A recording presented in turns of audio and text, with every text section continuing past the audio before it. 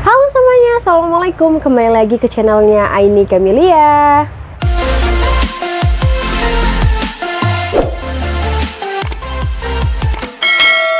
Nah, di video kali ini aku bakalan ngebahas tentang pacaran. Tapi ini lebih tepatnya masalah yang terjadi setiap pacaran. Nah, mohon maaf banget kalau suara aku tuh gak kedengaran kenceng di kalian. Soalnya di samping rumahku ini kan, nggak samping sih, maksudnya dekat rumahku ini ada pasar. Dan minggu depan itu kan Maulud Nabi. Jadi sekarang itu mesti kalau di daerah kampung itu kayak selalu rame banget gitu loh, kayak menyiapkan apa semuanya gitu. Jadi dari satu minggu sebelum hari H. Nah, jadi pastinya rame banget dan ketepatan sekarang hari Selasa. Di sini tuh pasarnya setiap hari Selasa yang rame atau yang kayak membludak banget gitu.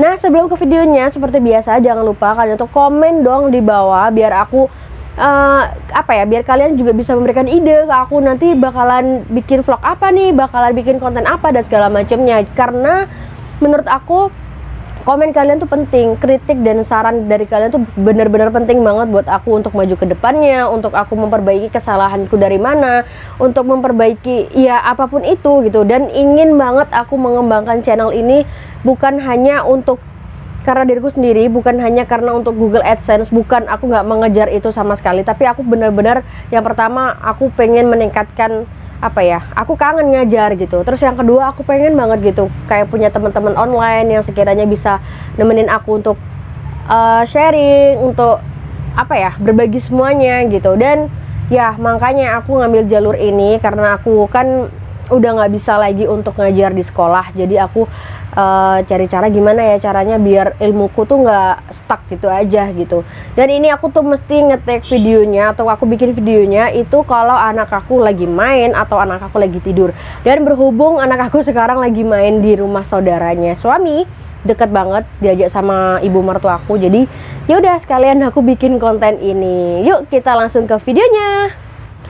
Nah, aku kasih tahu bocoran ke kalian. Jadi setiap aku bikin konten, aku tuh mesti selalu nulis apapun itu materi yang mau aku sampaikan ke kalian. Di sini aku nggak mau ngajarin kalian, aku juga nggak mau yang namanya menggurui kalian juga, aku juga nggak mau. Tapi ini hanya tips dari aku karena ini sesuai pengalaman aku, pengalaman hidup aku, pengalaman aku selama ngajar, dan semuanya itu udah terjadi dan udah aku alamin. Jadi aku tuh ngambil sesuai dengan ya yang sudah aku alamin gitu. Dan ini udah aku tulis semua di sini, kelihatan gak sih? Ini tuh warna-warni gitu karena ya udahlah biar colorful, biar enak bacanya menurut aku sih gitu.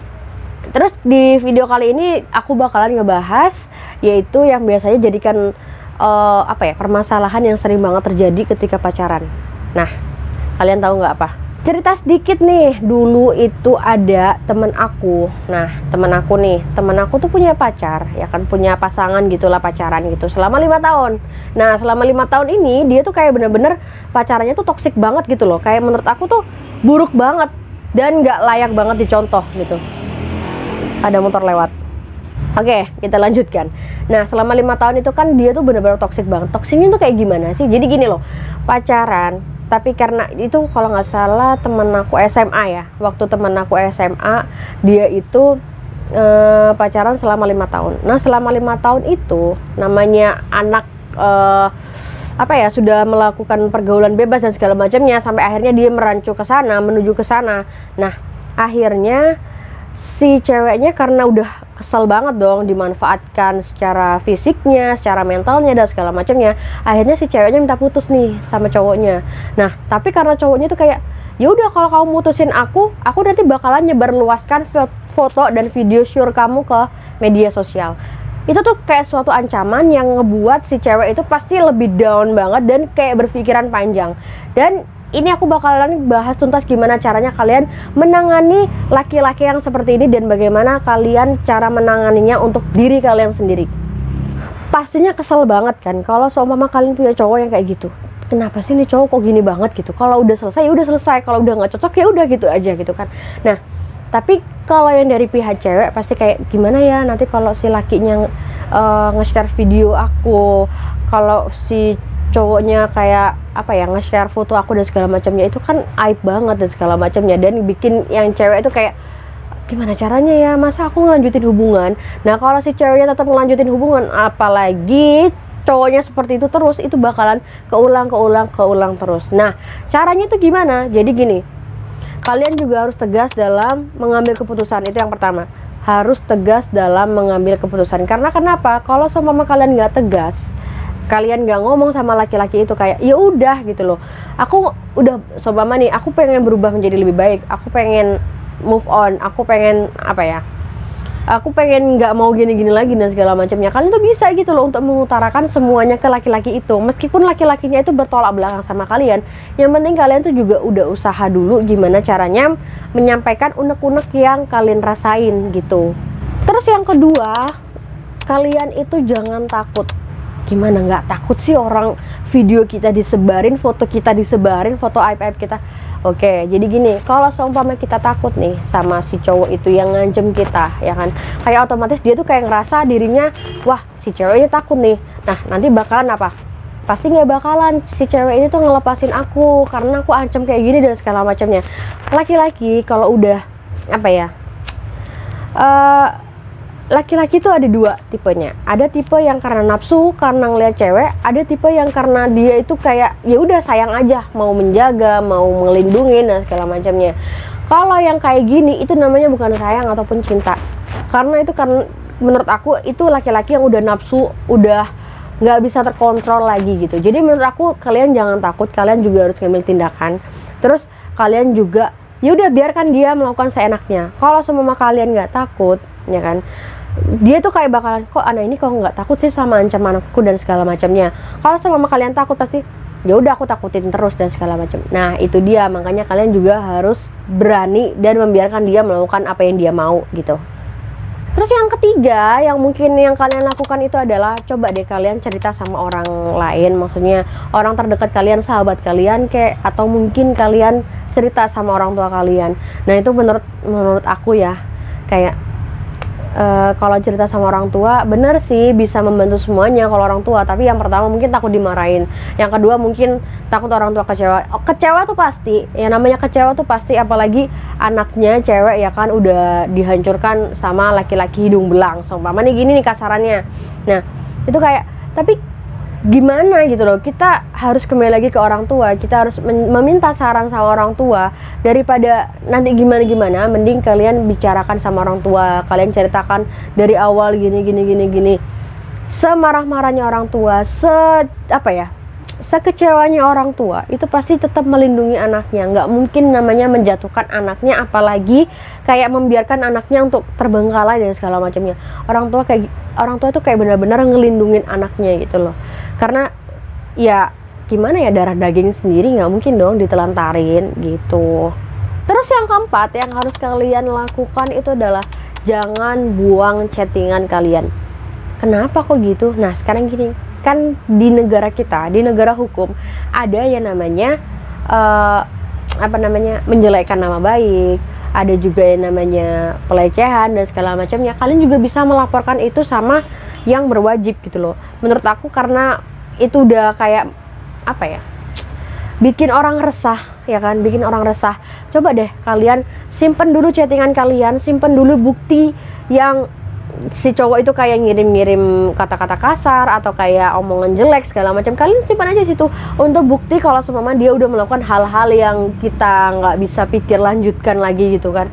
Kalian tinggal, Pak, ini saya mau melaporkan orang ini bahwa orang ini gini. Nah gitu, kita serahkan kepada yang berwajib, biar mereka lah yang menangani dan membantu kita. Kita hanya berusaha, kita juga hanya yang penting kita udah berusaha sedemikian rupa, kita udah ngomong baik-baik, kita udah ngomong maksudnya udah ngomong garis tengahnya segala macam, tapi dia tetap nggak mau, ya sudah, jalan hukum lah yang berwajib gitu. Terus yang kelima yang harus kalian lakuin itu adalah coba deh kalian private dulu semua sosial media kalian. Kalian blok dulu aja sosial media kalian, apalagi terutama dia yang berhubungan dengan dia. Nah nanti dia malah jadi membabi buta. Iya, emang iya, tapi setidaknya kita harus mengontrol diri kita sendiri. Kita harus calm down, kita nggak boleh kayak gegabah dan segala macamnya. Dan yang kedua, kalian juga jangan ikut apa ya, ikut emosi, jangan ikut tersurut emosinya si cowok itu gitu loh. Karena setiap kalian tersurut emosinya dia tuh bakalan ngerasa seneng banget dan ngerasa direspon sama kalian gitu. Jadi menurut aku nggak usah direspon, kalian blok aja dulu sosial media kalian, jangan medianya orang itu, jangan media kalian di off kan dulu, dari status, dari pokoknya semualah, berhenti main handphone selama sehari gitu aja. Itu untuk benar-benar mencegah adanya konflik selanjutnya gitu. Nah tadi kan udah nih yang kelima ya kan, 1, 2, 3, 4, 5 sudah selesai semuanya. Terus yang keenam, kalian juga harus yang namanya siapkan diri kalian. Siapkan diri kalian tuh maksudnya gimana sih? Pasti ada yang namanya cemoohan dari orang lain, pasti ada yang namanya dibully sama orang lain, diomongin sama orang lain, itu pasti banget, pasti ngerasain itu. Dan teman aku juga ngerasain itu. Jadi dia benar-benar yang namanya dijauhin sama semua orang, dia ngerasa kayak dikucilkan segala macamnya. Nah kalian harus mencari seseorang. Kalau sama seseorang di kelas kalian atau di keluarga kalian atau kayak gimana itu nggak ada yang ngerespon, carilah guru konselor, atau kayak kalau di sekolah nih ya kan ada konselor, ada guru BK. Kalau semua kalian guru BK-nya kurang serak atau gimana, kalian juga bisa lari ke psikiater atau bisa lari ke psikolog. Dan garis bawah, guru BK itu bukan tempat untuk kayak biasanya sih salah kaprah ya. Guru BK itu bukan kayak untuk nyidak handphone segala macam. Yang namanya guru BK adalah memeluk siswanya. Yang namanya guru BK adalah membantu siswanya untuk mengeluarkan permasalahan yang dihadapin sama siswanya. Bukan masalah keuangan gitu, tapi lebih tepatnya masalah yang ada di rumah, yang bikin dia bad mood di sekolah, atau masalah di luar dan segala macamnya. Terus kalau semua kalian ke psikiater, bukan berarti kalian tuh gila. Bukan guys.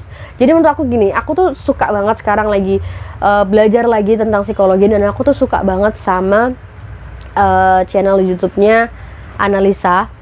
Itu tuh kayak bener-bener aku tuh diajarin banget di situ tuh gimana caranya untuk ini dan segala macamnya. Dan aku tuh dikit-dikit mengerti apa yang dibilang atau yang dikasih tahu sama Kak Lisa gitu. Jadi ada video nanti aku bakal kasih linknya di sini.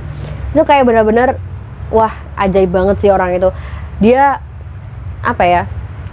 Aku baru tahu beliau, aku baru ngerti beliau juga, dan alhamdulillah menurut aku itu inspirasi aku banget, dan kayak cocok banget gitu loh, kayak apa yang aku rasain ternyata dibahas di sini dan segala macamnya gitu. Jadi menurut aku kalau kalian ada masalah hati, maksudnya masalah hati kayak nggak enak dan segala macam, coba deh kalian lihat YouTube channelnya Kak Analisa gitu. Nanti aku bakal kasih linknya di atas ini, oke? Dan itu menurutku benar-benar menarik semua, karena itu semua dibahas tuntas di YouTube channelnya beliau. Dan menurut aku apa ya, tertata gitu loh omongannya beliau tuh, enak banget lah pokoknya. Gimana sih kalau orang psikolog kalau ngomong tuh bener-bener ketata satu dan kalem gitu. Itu yang bikin kayak orang itu jiwanya tuh kayak kesentuh tek gitu, kayak wah kena banget nih di aku, wah kayak pas banget nih di aku. Jadi gitu loh. Jadi ya aku aja yang BK, lulusan BK, aku aja masih tertarik banget sama psikolog. Pun kalau seumpama nih aku belum nikah, aku bakal ngambil S2 psikologi. Jujur, karena aku sesuka itu gitu. Terus yang terakhir, jangan lupa kalian untuk berdoa. Berdoa itu yang paling penting. Kalian minta petunjuk sama yang di atas, kalian minta petunjuk sama Allah. Karena ya udah, kita kembali lagi ke Tuhan kita kembali lagi ke Sang Pencipta, kita kembali lagi ke yang membuat hidup dan mati, yang membuat hati itu dibolak-balikan tuh hanya Allah. Jadi pasrahkan aja gitu. Kita bukan berarti pasrah ya udah aku tinggal minta aja sama Allah, nanti juga Allah yang ngatur, bukan gitu. Kita udah berusaha nih kan semuanya dari 1, 2, 3 A B C D gitu. Nah yang penting berdoa, ya Allah gimana nih jalan terbaiknya, ya Allah gimana nih seperti ini, apa yang harus hamba lakukan gitu. Jadi kalau aku sih ya, kalau saran aku sih ya salah satunya adalah minta maaf ke orang tua. Itu yang pertama, maafin mama karena aku udah ngecewain mama, aku udah nggak bisa menjaga diri dan segala macamnya. Apalagi ke orang tua itu penting banget, minta maaf. Kalau perlu cium kakinya orang tua kalian, itu juga ya Allah itu ngerasanya itu kayak hati itu kayak bergetar banget gitu loh, kayak ngerasain kalian tuh punya kehidupan baru lagi kalau ketika kalian cium kaki ibu kalian, apalagi kaki ibu kalian cium, kalian nangis di pelukan ibu kalian dan ngerasain kayak orang tua aku tuh benar-benar berguna banget buat aku. Orang tua aku tuh benar-benar merangkul aku. Sejelek apapun aku, seburuk apapun aku selalu dirangkul sama orang tua aku. Itu yang terpenting gitu. Terus ya tetap berdoa, terus tetap ikhtiar dan segala macam. Semoga semuanya cepat selesai. Itu yang terpenting. Oh ya, dan satu lagi, kalau laki-laki kayak gitu nggak usah lagi kalian perjuangkan guys, karena menurut aku itu benar-benar kayak racun banget dalam setiap hubungan. Dan kalau sama nanti kalian jadi nikah, ada yang bilang nanti kalau nikah pasti bakal berubah. Ada yang juga yang bilang nanti kalau udah punya anak nanti bakalan berubah. Nanti deh kalau punya anak kedua nanti dia juga bakalan berubah. Nggak bisa. Kalau udah watak seseorang, karakter seseorang tuh nggak bisa kita kita goreng, kita asah tuh nggak bisa. Susah banget. Susah, karena itu udah dari dalam diri sendiri gitu. Kecuali kayak keseharian tuh bisa kita rubah dan segala macamnya. Itu sih menurut aku. Dan carilah sosok laki-laki atau pasangan hidup yang sekiranya mengerti sama kehidupan kalian, yang bisa menerima kalian apa adanya, yang bisa support kalian. Emang sih susah cari pasangan saat-saat ini gitu kan. Dan ya itu lagi, kembalilah kepada Sang Pencipta yang menciptakan laki-laki dan perempuan, ya kan, yang menciptakan langit dan bumi, yang menciptakan seluruh isi bumi gitu. Minta sama Allah yang terbaik, karena jodoh itu adalah cerminan dari diri kita sendiri. Perbaiki diri kita, insya Allah kita akan mendapatkan laki-laki yang selama ini kita idam-idamkan. Betul begitu? Dan sampai di sini dulu video dari aku. Semoga video ini bermanfaat bagi kalian dan bisa membantu kalian di luar sana yang masih kayak kebingungan dan kayak masih gimana ya aku caranya menyelesaikan masalah ini. Dan semoga video ini bisa menjawab pertanyaan atau kebingungan kalian selama ini. Enjoy this video. Jangan lupa kalian untuk share video ini sebanyak mungkin kalau kalian suka, biar orang-orang di luar sana ngerti dan tahu informasi ini. Terus kalian komen di bawah mau dibikinkan konten atau video apa lagi. Dan terima kasih semuanya. Semoga hari ini bisa menjadi lebih baik daripada hari-hari sebelumnya. Assalamualaikum.